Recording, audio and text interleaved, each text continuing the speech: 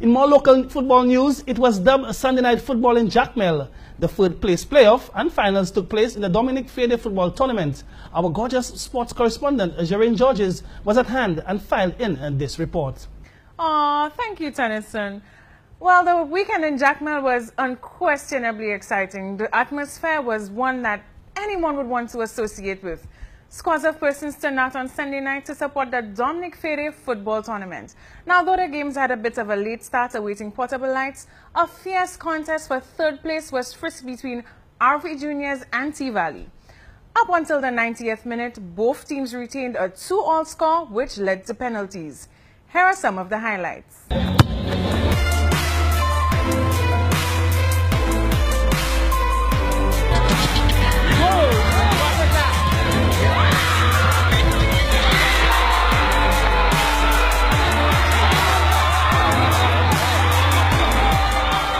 Captain of T-Valley FC, Shane Emmanuel, says they fought a good fight. This game was very exciting. As you all know, Rosa United is the defending champions for 2 consecutive tournaments. And we always competitive with them, but we always lose.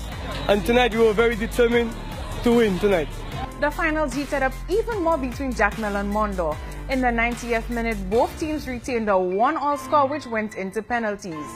In the end, Jacmel was happy that their home turf was defended. Here are some of the highlights of that game.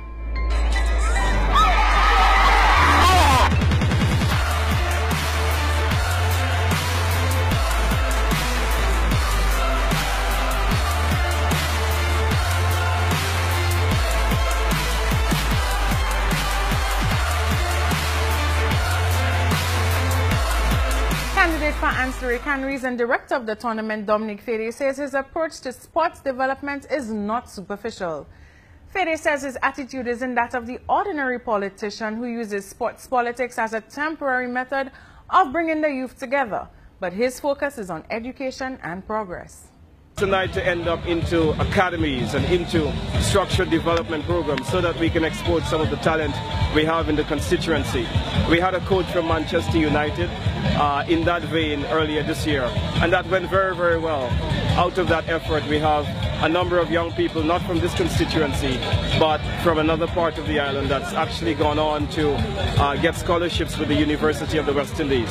So there's a whole host of opportunities when you bring together young people like this, opportunities to harness talents, opportunities to link education with sporting talent.